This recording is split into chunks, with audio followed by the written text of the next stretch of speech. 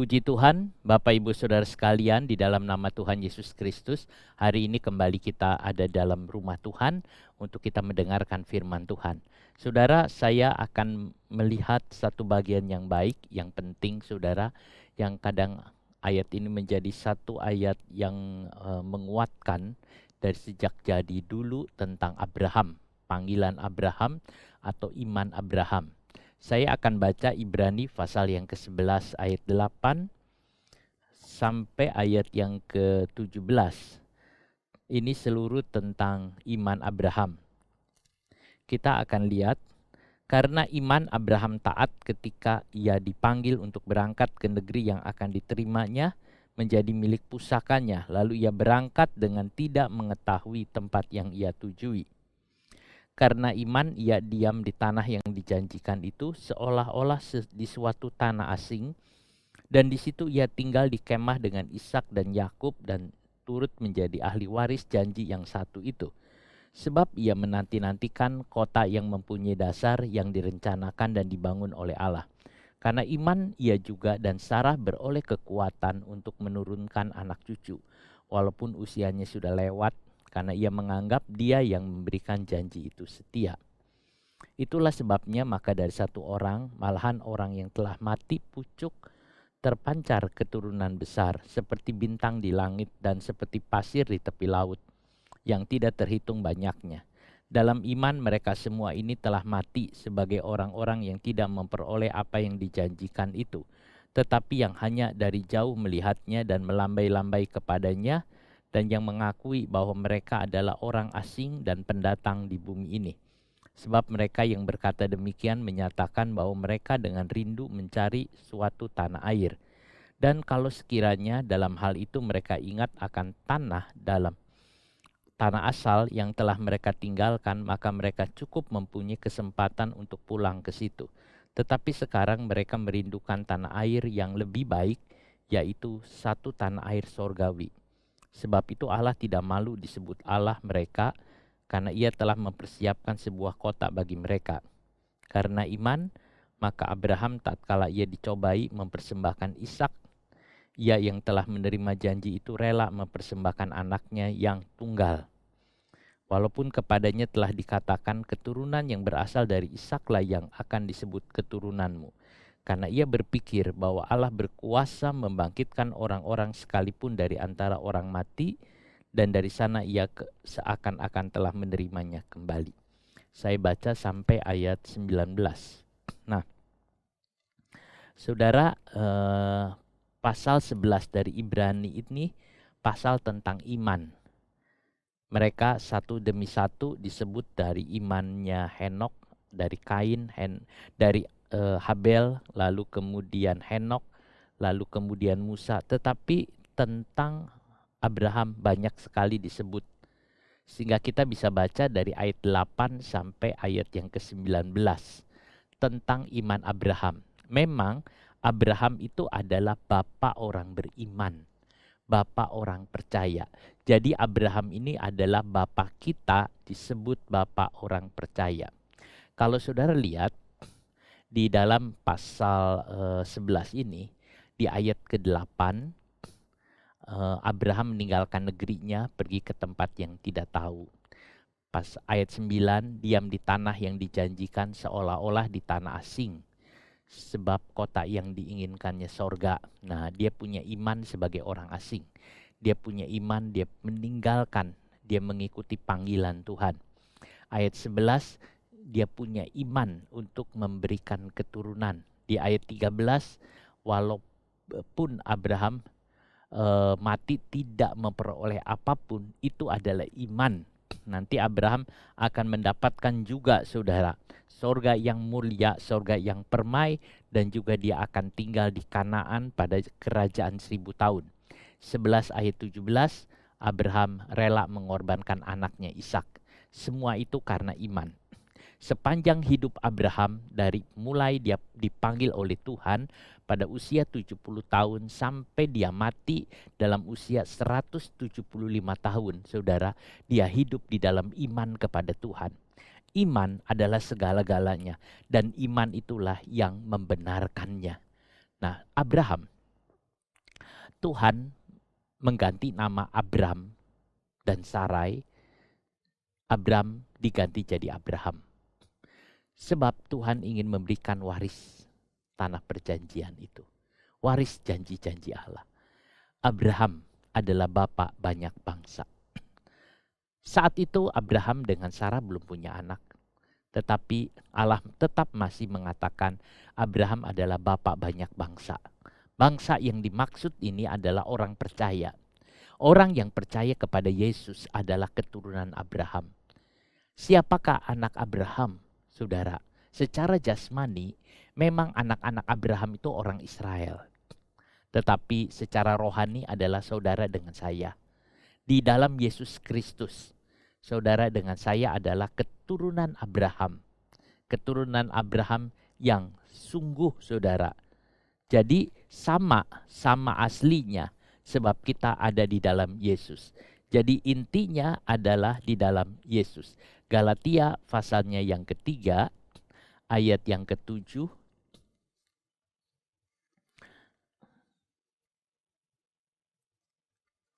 Saudara, kalau saya baca Galatia pasal yang ketiga ayat 7, jadi kamu lihat bahwa mereka yang hidup dari iman, mereka itulah anak-anak Abraham.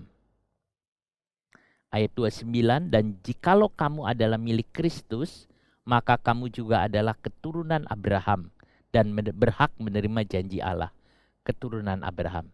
Saudara, nah itu yang ada. Sarai kemudian diganti menjadi Sarah.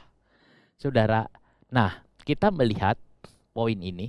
Abraham itu bapak setiap orang percaya. Jadi setiap orang percaya itu adalah bapaknya Abraham. Sangat indah, saudara. Orang yang berkenan kepada Tuhan yang menjadi sahabat dari Tuhan sendiri. Nah, itu dibilang demikian.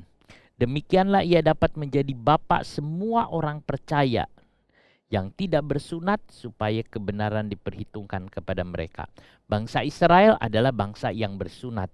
Mereka adalah bapak, Abraham adalah bapaknya.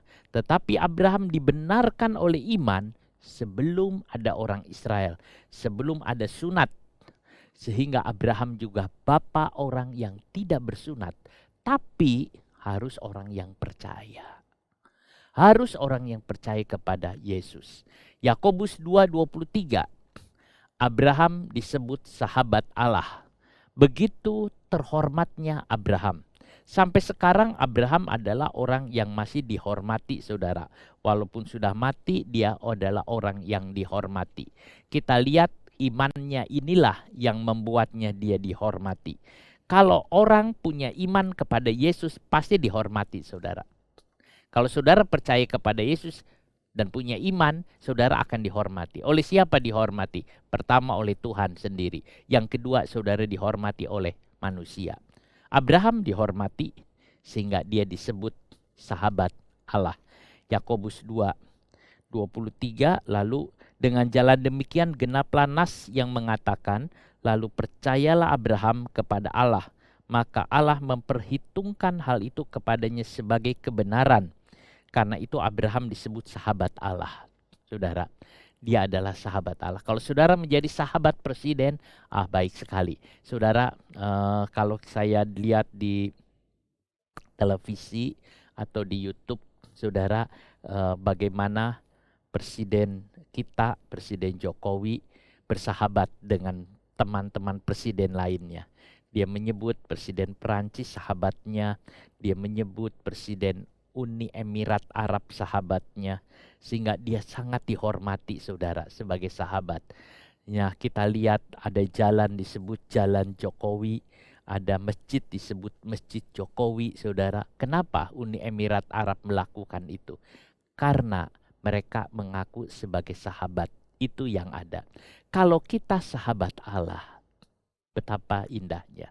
Waktu lihat presiden, saudara, jalan bersama-sama. Oh, dia sahabatnya merangkul, lalu jalan bersama-sama. Dia adalah sahabat yang ada. Kita juga, saudara, sahabat Allah. Abraham adalah sahabat Allah. Kalau saudara menjadi sahabat Allah, saudara akan jauh lebih indah dari presiden. jauh lebih indah dari siapapun karena kita menjadi sahabat dari Allah. Seperti Abraham, sahabat Allah. Dulu Abraham seorang penyembah berhala. Yosua 24 ayat 2, saudara. Di zaman itu Abraham ada di Ur Kasdim, dia adalah penyembah berhala. Tetapi oleh anugerah Tuhan, oleh kasih karunia Tuhan, Abraham dibenarkan melalui iman. Dibenarkan melalui iman kepada Tuhan. Saudara, Abraham dibenarkan. Nah, sejak itu Abraham masuk di dalam golongannya atau timnya Tuhan. Dan dia menjadi sahabatnya Tuhan, bahkan diangkat menjadi bapak segala orang percaya. Sangat indah, saudara, tapi itu semua oleh kasih karunia. Allah yang memanggil Abraham dari tempat penyembahan berhala. Bukankah demikian juga? Saudara juga dulu penyembahan berhala. Saudara juga dulu orang-orang yang jauh dari jalan Tuhan. Saudara juga jauh dari kebenaran, jauh dari nama Tuhan. Tetapi Allah telah memanggil saudara masuk menjadi sahabatnya dan saudara percaya kepadanya. Dari dalam diri Abraham nanti keluar bangsa Israel. Nah, tetapi Abraham dibenarkan sebelum orang Israel ada. Abraham menjadi bapak bagi semua orang percaya. Abraham bukan orang benar, saudara, bukan. Abraham itu orang berdosa. Abraham itu orang penyembah berhala. Tetapi dia dipanggil oleh Tuhan. Itulah sebabnya Yesus berkata, bukan kamu yang memilih aku, tetapi aku yang memilih kamu. Tuhan panggil Abraham. Lalu kemudian Abraham dijadikan orang beriman. Abraham bukan orang benar, tetapi orang beriman, saudara. Lalu imannya itulah yang membuat dirinya disebut orang benar. Jadi Abraham itu disebut orang benar bukan karena perbuatan baiknya, tetapi karena percaya kepada Kristus, kepada Allah. Lalu dia menjadi orang benar, lalu dia melakukan perbuatan yang baik.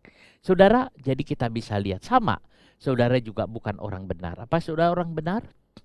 Tidak ada orang benar ini, saudara. Tidak ada orang benar. Tetapi kalau saudara percaya kepada Yesus, maka saudara adalah orang yang benar. Saya orang benar, saudara orang benar. Sebab apa? Sebab percaya kepada Kristus yang adalah benar. Abraham adalah orang beriman pertama yang sejati. Kenapa saya berkatakan begini? Karena ada banyak sih orang-orang beriman sebelum Abraham. Ada Habel, ada Henok, ada Nuh. Saudara, ada banyak yang kita sebut. Tetapi yang menunjukkan satu contoh, pola atau prototipe saudara tentang iman bagi segala orang adalah Abraham. Jadi saya mengatakan Abraham adalah orang beriman yang pertama. Karena dia memberikan satu contoh. Itu bukan berarti Ayub yang sebelum Abraham, saudara Nuh, itu tidak dimasuk. Tidak, mereka ada. Tetapi model atau bapak orang percaya bukan Nuh. Bapak orang percaya bukan Henok. Bapak orang percaya adalah Abraham. Abraham taat. Kalau kita lihat di dalam Ibrani ini dikatakan karena iman Abraham taat. Tuhan menyuruh Abraham meninggalkan semua yang dia miliki. Tuhan berkata kepada Abraham pada waktu Abraham ada di negeri Ur. Pada waktu Abraham masih penyembahan berhala, Tuhan datang ke sana. Lalu Tuhan mengatakan, pergilah dari negerimu dan dari sanak saudaramu dan dari rumah bapamu ke negeri yang akan kutunjukkan kepadamu. Pergilah. Tuhan menyuruh Abraham meninggalkan semua yang dia miliki. Semua yang dia miliki. Apa yang dia miliki itu adalah negeri, sanak saudara, rumah, apapun yang ada. Disuruh pergi meninggalkannya. Jadi Tuhan menyuruh Abraham meninggalkan semua yang dia miliki. Dan dia taat kepada Tuhan. Apakah kita bersedia meninggalkan semua yang kita miliki? Saudara, nah, mengapa Tuhan menyuruh Abraham meninggalkan semua yang dia miliki? Sebab yang dimilikinya dahulu tidak berguna bagi Tuhan. Kalau berguna pasti tidak suruh ditinggalkan. Tapi menurut Tuhan tidak berguna. Kadang-kadang ada barang yang menurut saudara berguna, kata Tuhan tidak berguna. Maka Tuhan bilang tinggalkan itu semua. Tuhan menyuruh Abraham melakukan dan Abraham taat. Pada waktu Abraham meninggalkan semua, maka Tuhan memberikan sesuatu yang baru. Sesuatu yang sangat indah, sesuatu yang mulia. Itu yang diberikan. Saudara, Abraham taat. Luar biasa taat. Abraham tidak tahu mau pergi kemana. Tidak tahu. Tidak tahu, saudara. Tetapi Tuhan tahu. Mau membawa Abraham kemana. Kadang-kadang kita tidak tahu jalan kita. Tapi kita tahu dengan iman dan kita percaya bahwa Tuhan akan membawa saudara kemana. Tuhan akan membawa saya kemana. Tuhan akan memimpin kita kemana. Abraham tidak tahu. Tuhan mengatakan, Abraham pergilah. Kemana? Ke negeri yang aku akan tunjukkan nanti. Pergilah. Lalu Abraham itu pergi. Mau kemana? Tidak tahu. Negerinya di mana? Tidak tahu. Kalau saudara mau pergi ke satu tempat, saudara pasti tahu tempatnya apa, seperti apa. Tapi ini tidak tahu, saudara. Dan Abraham taat. Itulah yang Yakobus mengatakan, Abraham iman dan perbuatan. Kalau saudara baca Yakobus pasalnya yang kedua ayat 22 sampai 24, maka itu jelas sekali Yakobus menyinggung tentang Abraham. Yakobus 2 ayat 22, dia mengatakan atau dia dari kamu lihat bahwa iman bekerja sama dengan perbuatan-perbuatan, dan oleh perbuatan-perbuatan itu iman menjadi sempurna. Dengan jalan demikian genaplah nas yang mengatakan lalu percayalah Abraham kepada Allah, maka Allah memperhitungkan hal itu kepadanya sebagai kebenaran. Karena itu Abraham disebut kebenaran. Jadi kamu lihat bahwa manusia dibenarkan karena perbuatan-perbuatannya dan bukan hanya karena iman saja. Iman dilakukan dengan perbuatan. Perbuatan ini adalah kepatuhan. Ada orang ngaku dirinya patuh, taat. Tetapi kalau dia menunda-nunda, maka orang itu sebenarnya tidak patuh, tidak taat. Nah, ia dipanggil untuk berangkat ke negeri yang akan diterimanya menjadi milik pusakanya. Saudara, Allah panggil Abraham. Untuk apa? Untuk menerima milik pusakanya. Tuhan panggil Abraham. Nah, Abraham tidak tahu. Negeri itu kayak apa tidak tahu. Tetapi ia percaya pada Tuhan. Abraham taat dan pergi kemana Tuhan pimpin. Abraham menjadi pewaris apa yang Tuhan janjikan kepada umatnya. Abraham taat dan pergi. Abraham adalah pewaris apa yang Tuhan janjikan kepada umatnya. Kita lihat dalam bagan ini, saudara. Nah, kalau kita lihat di dalam bagan ini, Abraham itu punya keturunan dari yaitu, berhenti di sini dulu ya.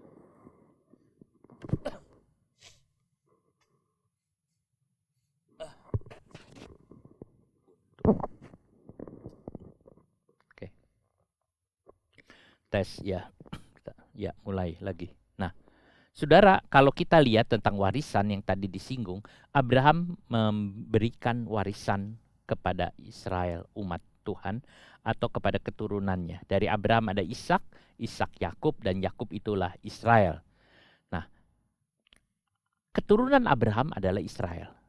Tetapi keturunan Yesus Kristus adalah orang percaya. Semua orang percaya adalah keturunan Yesus Kristus. Dan orang percaya juga adalah keturunan Abraham. Jadi Abraham adalah mempunyai orang percaya yang namanya Israel, yang menjadi Israel secara jasmani, dan dia juga adalah orang percaya adalah kita. Tetapi saudara, kalau kita lihat di sini, Abraham, di atas Abraham adalah Yesus Kristus. Jadi Abraham juga percaya kepada Yesus Kristus.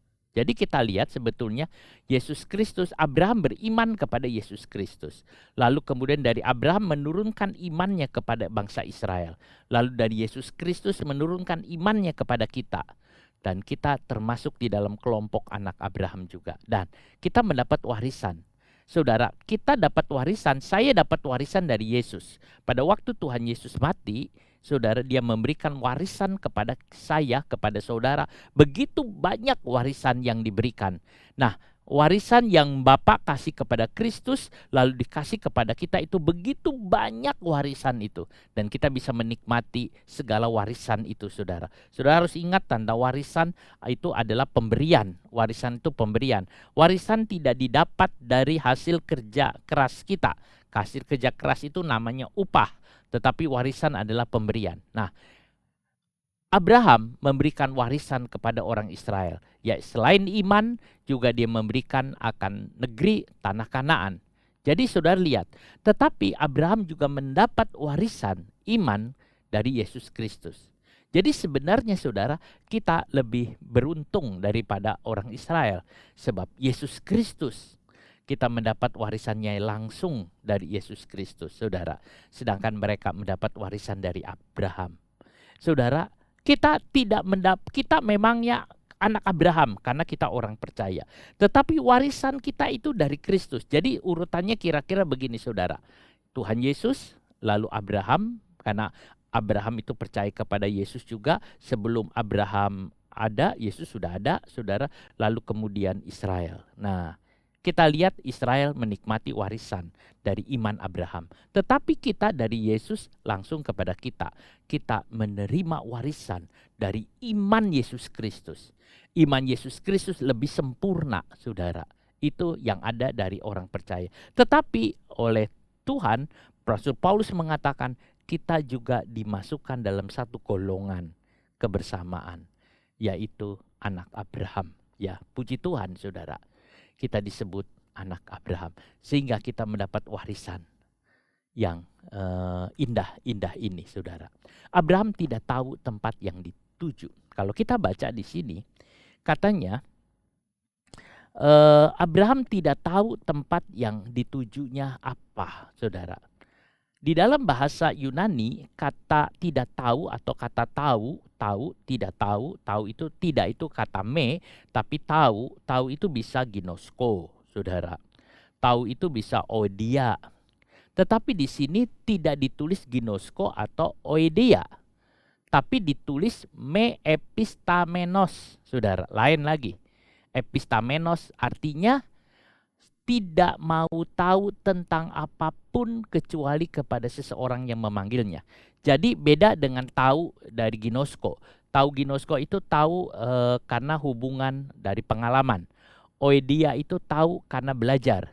Sedangkan ini artinya tidak mengetahui, itu artinya aku tidak tahu apapun yang ada di sekitarku. Aku nggak mau tahu lah kira-kira. Aku cuman tahu yang memanggilku siapa. Pokoknya aku nggak ngerti lah, apa-apa ini nggak ngerti. Yang aku tahu adalah yang manggilku siapa. Jadi kira-kira Abraham itu gitu. Jadi aku tidak tahu, Tuhan bilang pergi ke satu negeri mana ini, pergi satu negeri ini. Dia tidak tahu gitu. Dia tidak tahu negeri apa, tapi aku pergi aja. Aku pergi saja. Aku terus memandang kepada Tuhan saja yang memanggilnya. Kira-kira seperti itu, saudara. Nah, Abraham tahu siapa yang memanggilnya keluar dari Ur Kasdim. Dia jelas.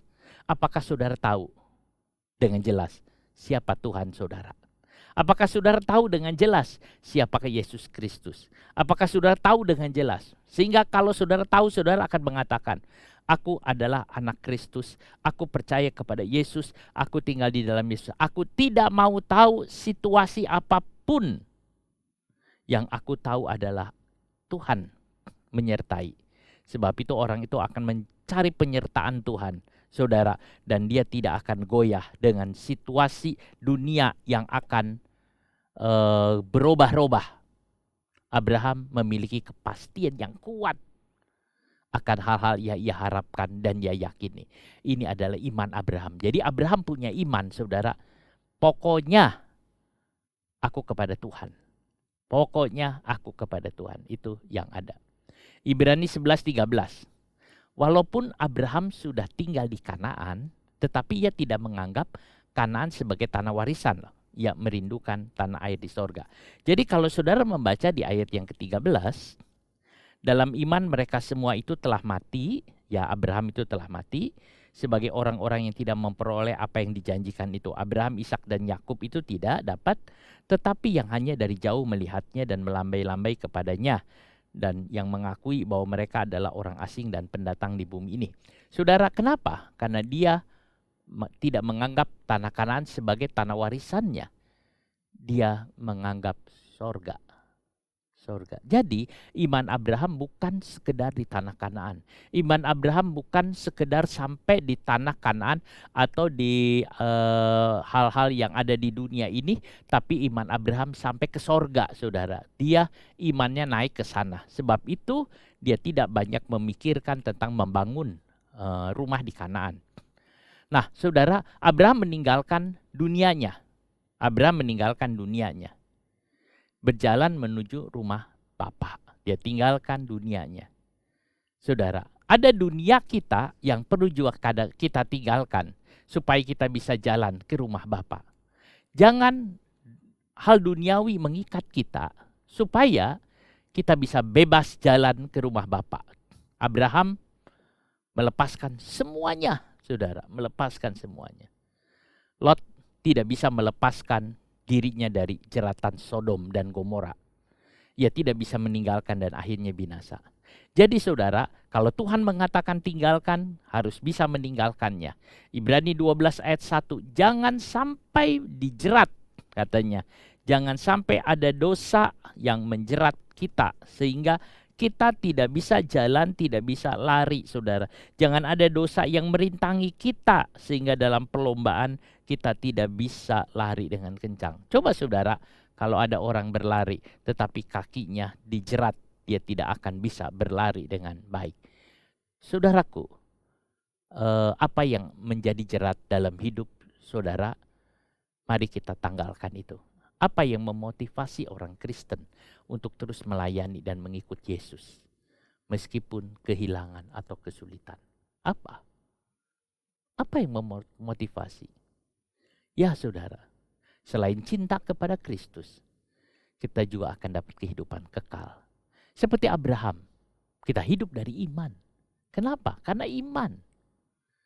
Kita melihat melampaui kehidupan ini, menunggu kota yang dibangun oleh Allah. Kota yang indah, kota yang sangat indah. Ini adalah sebuah negeri sorgawi yang lebih baik. Saudara, Tuhan juga tidak berbicara negerinya seperti apa, tetapi ia memanggil. Saat itu Tuhan tidak mengatakan kepada Abraham negeri seperti apa. Dan Abraham jalan, dia sampai, saudara. Abraham dipanggil Allah secara khusus. Allah tidak memanggil seluruh penduduk Ur Kasdim, juga tidak memanggil orang tuanya, melainkan Abraham pribadi, saudara. Jadi Abraham pribadi. Panggilan ini bersifat pribadi. Abraham taat akan panggilan itu. Dia taat. Nah saudara, kita harus merasakan panggilan Tuhan secara pribadi. Kita merasakan bagaimana Allah memanggil kita. Arah perjalanan kita adalah panggilan Tuhan. Kita jalan di dalam panggilan Tuhan. Kalau kita kehilangan arah itu, saudara, maka kita akan kehilangan panggilan itu. Kalau saudara kehilangan panggilan Tuhan, maka saudara kehilangan arah. Arah sudah memanggil saudara masing-masing. Allah memanggil saudara. Karena Alkitab mengatakan bukan kamu yang memilih aku, tapi aku yang memilih kamu. Allah sudah memilih. Kalau saudara kehilangan kata itu, maka saudara akan kehilangan. Sehingga saudara tidak ada kesemangat untuk melayani Tuhan. Saudara tidak akan ada semangat untuk beribadah. Saudara tidak ada semangat. Jangan sampai kehilangan panggilan itu. Jangan sampai kehilangan itu, saudara. Saudara jalan dengan Tuhan. Perjalanan Abraham. Abraham keluar dari negerinya, dari rumahnya, pergi ke suatu tempat. Saudara, kita lihat perjalanan Abraham. Allah mengatakan kepada Abraham, kamu keluar dari rumahnya. Abraham di Ur Kasdim punya rumah. Abraham di Ur Kasdim punya tempat tinggal. Tapi Tuhan bilang, keluar dari sana. Lalu kemudian aku akan berikan tanah warisan. Tapi sampai di Kanaan, Abraham tidak tinggal dalam rumah, saudara. Abraham tinggal di dalam satu tenda. Abraham tinggal dalam tenda. Nah, kadang-kadang orang mengatakan, dulu waktu aku belum mengenal Tuhan, tinggal di rumah. Tapi sekarang aku nggak tahu tinggal di mana.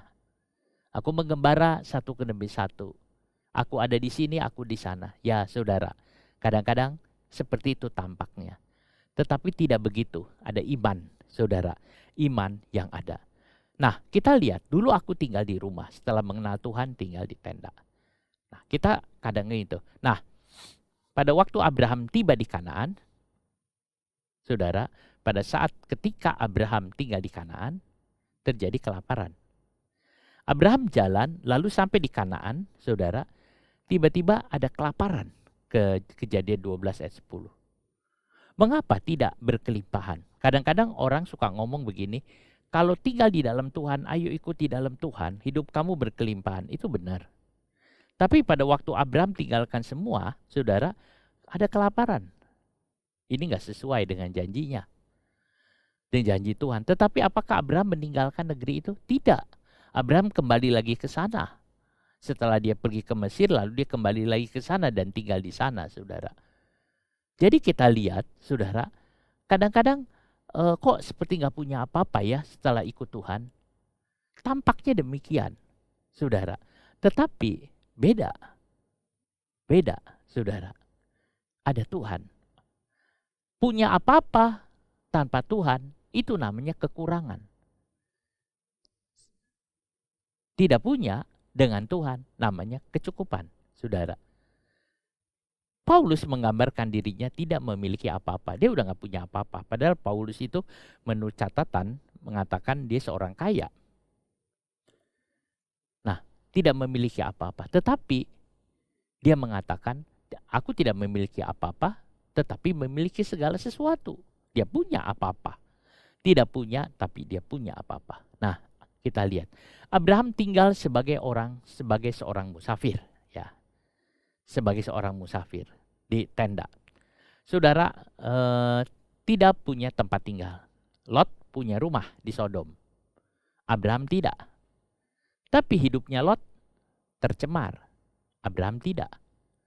Ia memposisikan dirinya tidak punya apapun di dunia ini, sehingga dia tidak tercemar. Sedangkan Lot memposisikan dia punya sesuatu, akhirnya tercemar.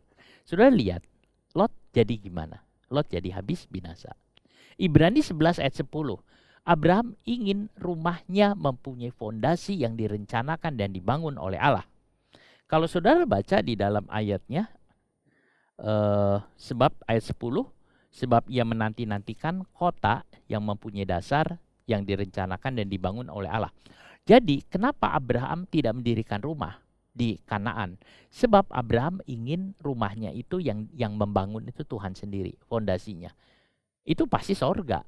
Gak mungkin Tuhan bangun di perumahan-perumahan yang ada. Itu pasti sorga, saudara. Jadi kita lihat, ia ingin rumah Tuhan. Itulah sebabnya, kerinduannya.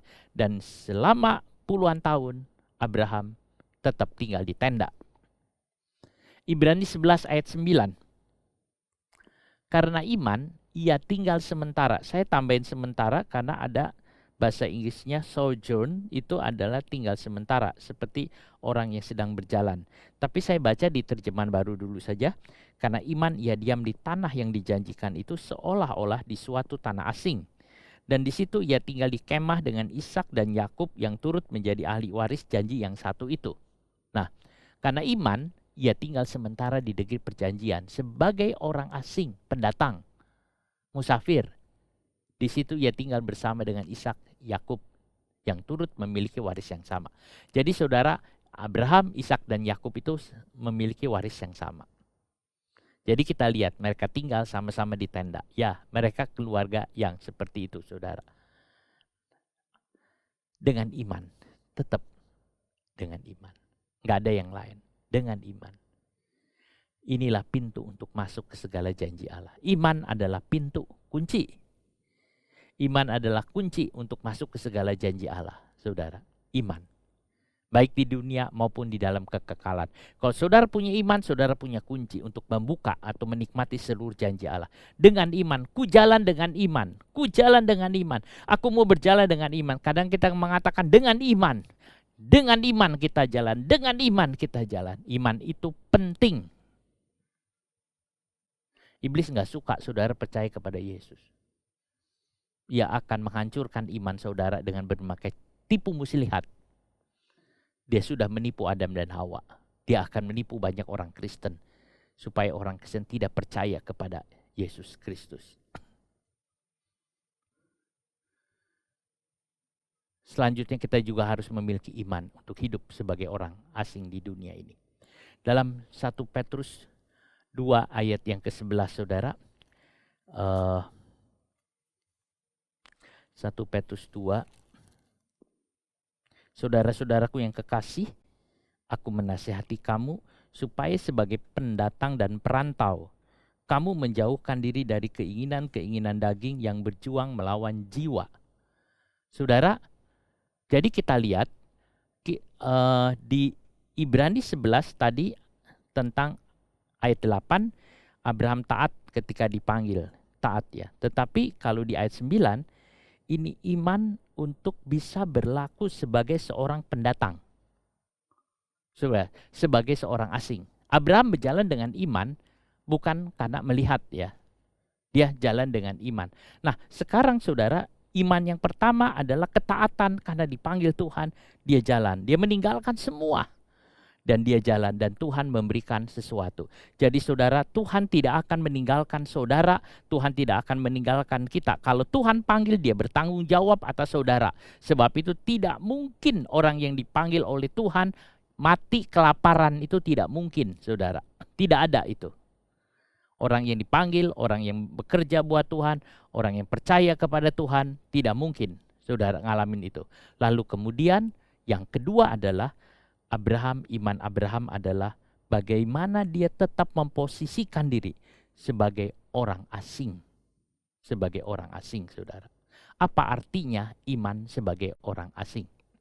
Saudara, apa artinya iman? Kita harus punya iman sebagai orang asing. Misalnya saudara, anak saya ada di Singapura, dia kerja di sana sebagai seorang asing. Nah, saudara, sebagai seorang pendatang, dia ada di sana.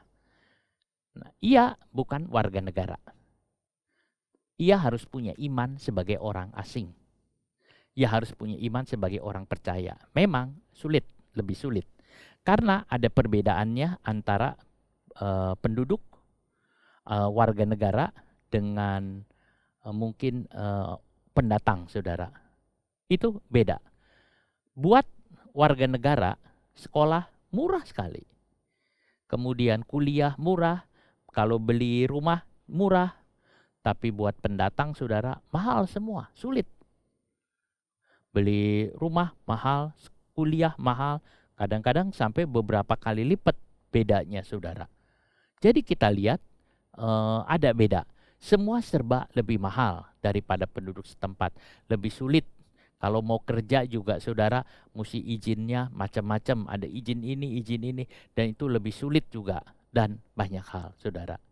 Dan bisa saja dipulangkan ke negara asal. Pendatang memang lebih sulit. Tetapi Tuhan menyuruh kita di dunia ini sebagai pendatang. Pendatang, saudara. Sebagai seorang perantau. Sebagai seorang yang tidak ada apa-apa. Karena Tuhan bilang tanah air kita adalah sorga, bukan di dunia ini. Kita adalah pendatang. Banyak orang tidak mau mengakui. Dia mau merasa dunia adalah tempatnya. Bukan, saudara. Nah, kita lihat. Jadi Abraham tinggal di negeri asing. Dan ia tinggal di sana. Waktu Abraham tinggal di negeri asing, saudara, dia membawa berita, kabar tentang Tuhannya. Sehingga Abraham juga dihormati di negeri asing. Walaupun kita pendatang di dunia ini, saudara, tetapi dunia ini menghormati kita, menghargai kita.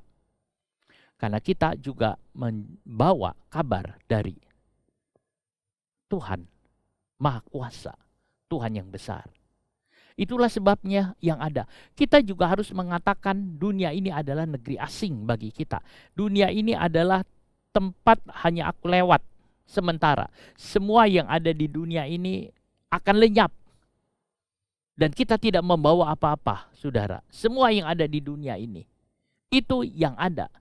Dan itulah prinsip hidup dari Abraham. Mengapa Abraham ada di Kanaan sebagai orang asing? Untuk menjadi kesaksian bagi penduduk Kanaan. Bahwa ada Allah yang besar. Dan orang Kanaan tahu, saudara. Abraham adalah seorang nabi. Abraham adalah seorang hamba Allah. Jadi sebagai keberadaan kita sebagai orang asing di dunia ini. Untuk menunjukkan Tuhan dan tanah air kita. Sehingga dunia menganggap kita adalah nabi. Dunia menganggap kita adalah hamba Allah. Dunia menganggap kita hamba Allah, saudara. Mungkin dunia membenci kita. Tetapi kita hadapi semua. Sulit sebagai seorang asing. Dunia ingin kita menjadi anggota dari penduduk dunia. Tapi kita berkata, aku tidak mau. Dunia menarik kita supaya kita mencintai. Sama seperti orang mengatakan, ayo sudah masuk kita kawin sama-sama. Seperti orang Israel, saudara, kata-kata yang diucapkan oleh Simeon dan Lewi kepada orang Kanaan. Waktu adiknya diperkosa, lalu mengatakan, udah kita menjadi sama. Lalu mereka mengatakan, kita akan menjadi satu dengan orang-orang Israel. Kita akan menjadi satu dengan mereka, saudara.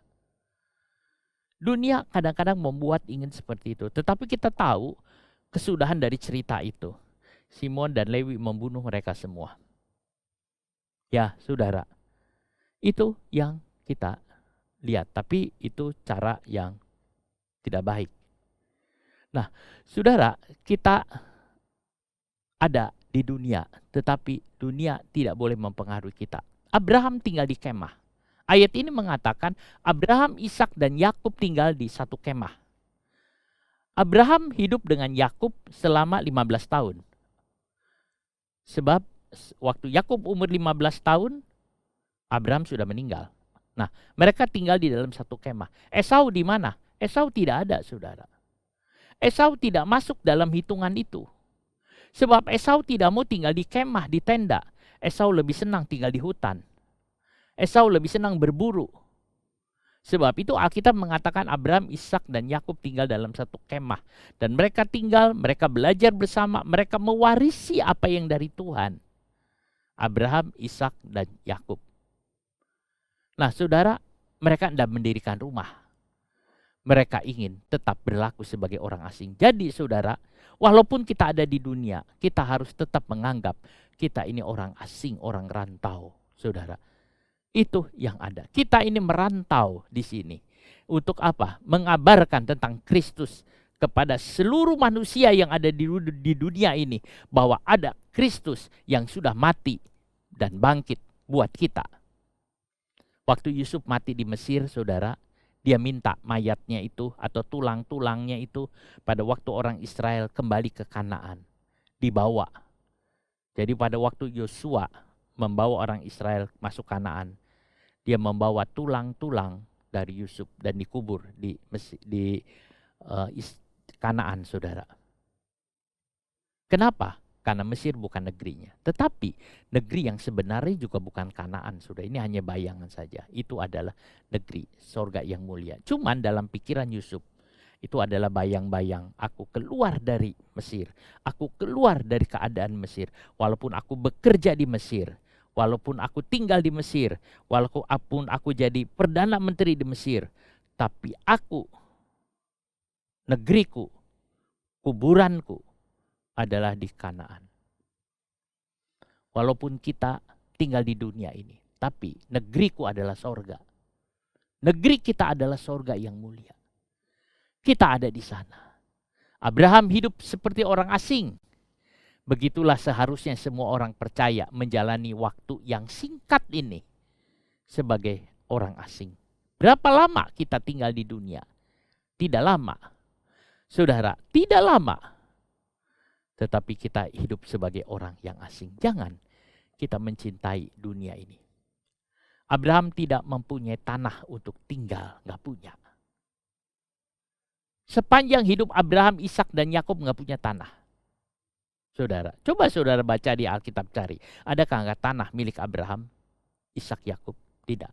Tapi Abraham hanya punya sepetak tanah kuburan, yaitu Gua Mapela di Hebron, sebagai saksi bahwa ia pernah ada di sana. Kadang-kadang kuburan itu hanya sebagai saksi bahwa orang ini pernah tinggal di dunia, ini pernah tinggal di dunia. Kalau saudara pergi ke kuburan, ada satu tulisan, ini lahir tanggal segini, mati tanggal segini, lahir segini, tanggal mati. Itu artinya dia pernah ada di dunia. Dia pernah di dunia, pernah ada di dunia. Kalau saudara lihat kuburan, saudara akan tahu pernah ada di dunia. Memang kalau orang saudara mati dibakar, bekasnya kayaknya seolah-olah nggak ada. Apalagi kalau udah gitu abunya dibuang di laut, saudara. Seolah-olah tidak ada. Tapi kalau ada kuburan, ini ada pernah tinggal, ini pernah tinggal, ini pernah tinggal di dunia, ini pernah tinggal di dunia. Paling hanya itu sebagai saksi. Tapi roh kita, hidup kita ada di sorga. Apakah Allah memang tidak memberikan tanah bagi Abraham? Ada yang mengatakan mungkin nanti di kerajaan 1000 tahun. Karena kita percaya saudara, setelah Tuhan Yesus datang, Yesus turun dari sorga ke bumi. Lalu mulailah zaman kerajaan 1000 tahun. Saat itu langit dan bumi belum lenyap, saudara. Yang mati adalah semua orang jahat dan pengikut antikris. Lalu iblis itu ditawan 1000 tahun di penjara, saudara. Dunia aman, dunia tenang. Itu disebut kerajaan damai, 1000 tahun damai, saudara. Nah, semua orang tinggal di bumi yang sama karena buminya tidak berubah. Ya mungkin Abraham tinggal di Kanaan. Sebab apa? Sebab ibu kotanya adalah Yerusalem.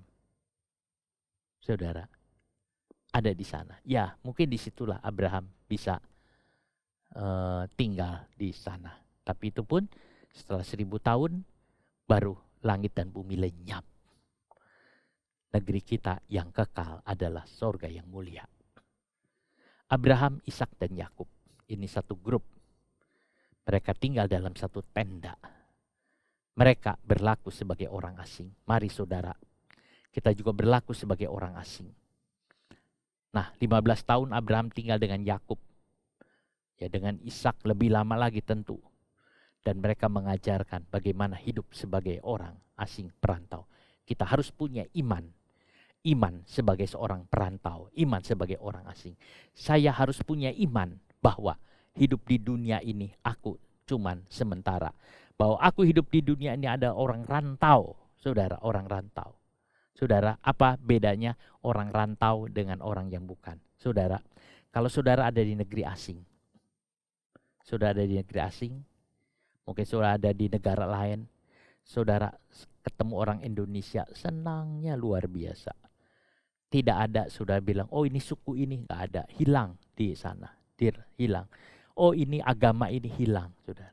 Jadi pada waktu rantau, taunya kamu mana? Bangsa orang Indonesia, wah kumpul. Orang Indonesia kumpul, saudara. Tidak ada kata suku ini, agama ini, apalagi ini, segala macam, tidak ada, saudara. Coba saudara lihat. Mereka rasanya, aku orang Indonesia, aku orang Indonesia. Pada waktu nyanyi lagu-lagu Indonesia, aku orang Indonesia. Itu saudara, orang di rantau. Tapi kadang-kala orang yang ada di dalam negeri sini, mereka mulai, kamu suku ini, kamu suku ini, kamu suku ini. Pada waktu saudara ada di rantau, seperti kita dirantau di dunia ini, kita menemukan orang-orang di dalam Kristus. Kita lihat sama-sama dalam kerajaan sorga. Kita mengatakan, kau saudaraku, kau saudaraku, kau saudaraku.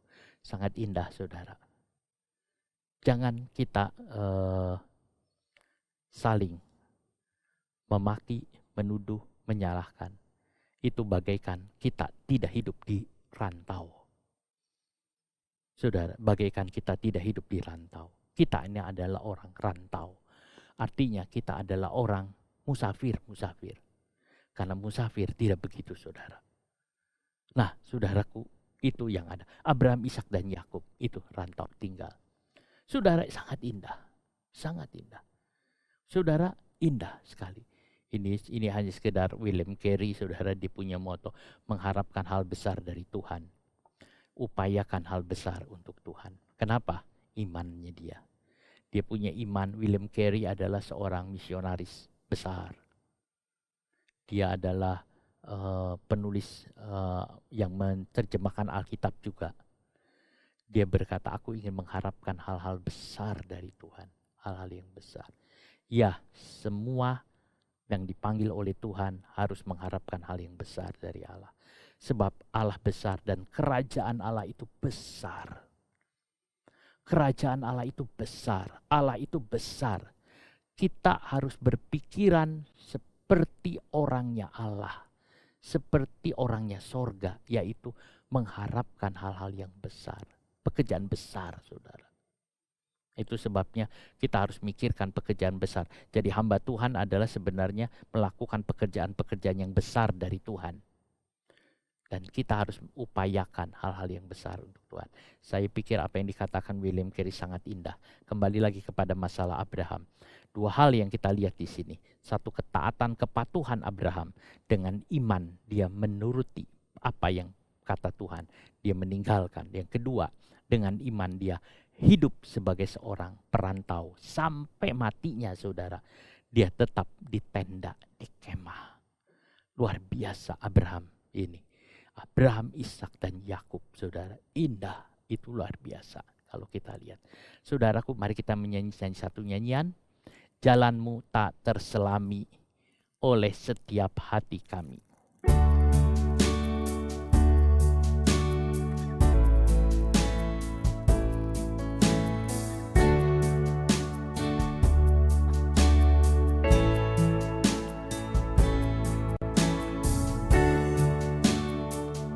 Terselami setiap hati kami, satu hal ku percaya, rencana yang indah, terduga kasih-Mu, heran dan besar bagiku,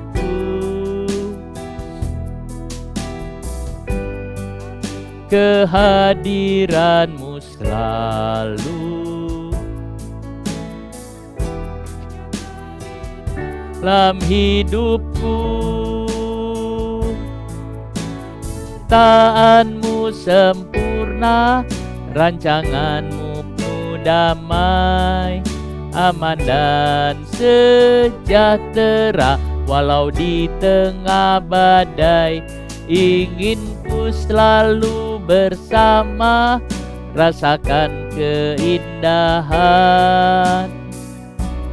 arti kehadiran-Mu Tuhan. Saudara, kita nyanyian ini lagi. Saudara, hari ini saudara sudah dengar firman Tuhan.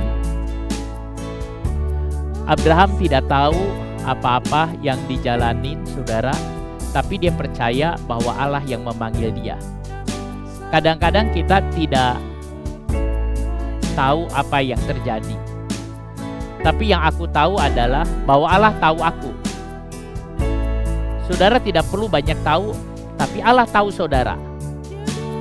Saudara, kadang-kadang kita ngalamin hal seperti itu, sehingga kita menyandarkan iman kita kepada Tuhan. Haleluya, haleluya, haleluya.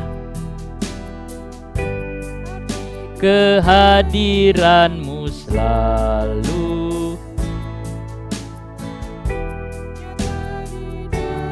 hidupku,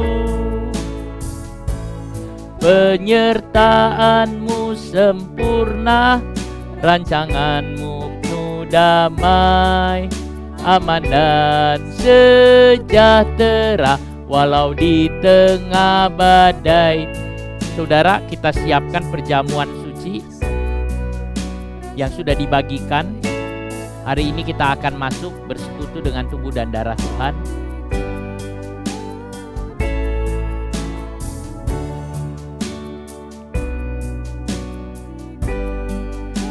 Terima kasih Bapa di sorga, kami sudah mendengarkan firman-Mu. Tuhan Yesus, kami tahu Engkau yang memanggil kami. Dan kami taat kepadamu seperti Abraham. Meninggalkan apa yang ada di dunia ini, karena itu tidak penting bagi Engkau Tuhan. Dan Tuhan akan memberikan kepada kami sesuatu yang baru yang ada di dunia ini. Hidup lama kami kuburkan dan kami ada dalam Engkau. Bapa di sorga, terima kasih tanamkan firman-Mu di dalam hati kami. Sebentar kami akan masuk dalam persekutuan dengan tubuh dan darah-Mu Tuhan. Kami mau menikmati persekutuan ini. Terima kasih Roh Kudus. Dalam nama Tuhan Yesus kami berdoa. Amin. Ya, Bapak Ibu Saudara sekalian, kita akan masuk di dalam perjamuan kudus. Kita akan bersekutu dengan tubuh dan darah Kristus. Saudara, persekutuan dengan tubuh dan darah Kristus adalah persekutuan yang indah. Selain kita mendengar firman Tuhan, kita menjadi satu lagi dengan tubuh dan darah Kristus. Kita akan menyanyi nyanyian satu nyanyian, salibnya, salibnya.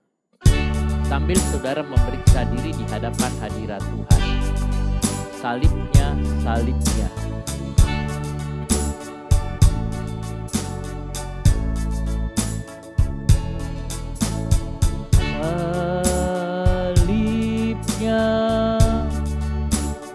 Salibnya, selamanya mulia.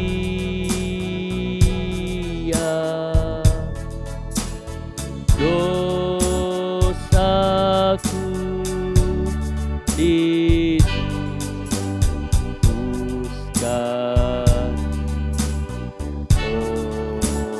oleh darah Yesus. Sambil kita menyanyikan sekali lagi, saudara periksa diri di hadapan hadirat Tuhan, karena persekutuan dengan tubuh dan darah Kristus harus dalam keadaan yang kudus dan suci. Minta ampun kepada Tuhan kalau saudara ada salah. Mulia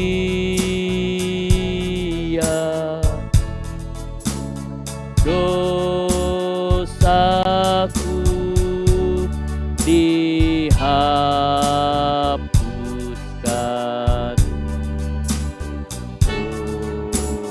oleh darah Yesus. Kalau saudara sudah memeriksa diri dan saudara sudah minta ampun kepada Tuhan, saudara dipersilahkan untuk bangkit berdiri di hadapan hadirat Tuhan. Dengarkan firman Tuhan. Sebab apa yang telah kuteruskan kepadamu telah aku terima dari Tuhan, yaitu bahwa Tuhan Yesus pada malam waktu ia diserahkan mengambil roti, dan sesudah itu ia mengucap syukur atasnya, ia memecah-mecahkannya dan berkata, kita angkat tubuh Tuhan ini. Inilah tubuhku yang diserahkan bagi kamu, perbuatlah ini menjadi peringatan akan aku. Mari kita sama-sama makan di dalam nama Tuhan Yesus Kristus.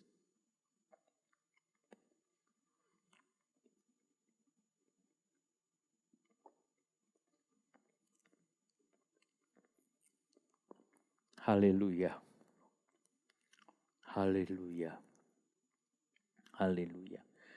Demikian juga ia mengambil cawan sesudah makan, lalu berkata, kita angkat cawan Tuhan ini.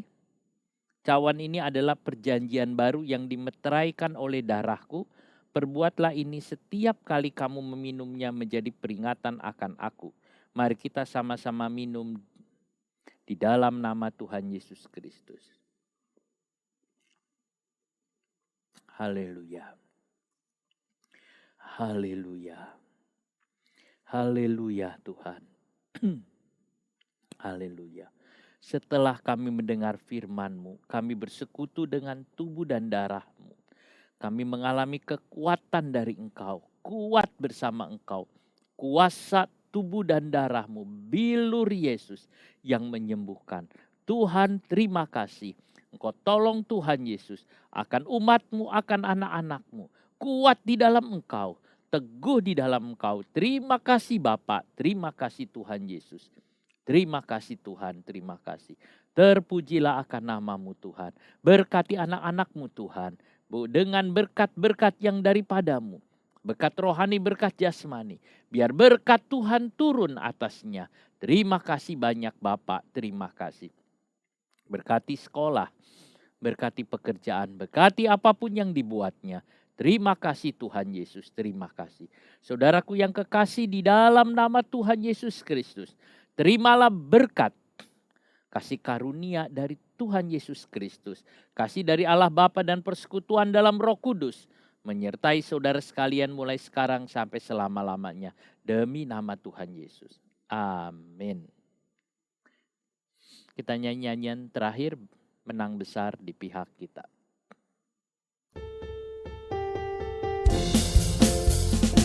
Menang besar di pihakku, menang besar di pihakku. Tuhan peranggantiku, ku berdiam juga. Menang besar di pihakku, menang besar di pihakku. Menang besar di pihakku. Tuhan peranggantiku, ku berdiam juga. Menang besar di pihakku. Menang besar di pihakku. Menang besar di pihakku. Tuhan Yesus memberkati saudara sekalian. Amin.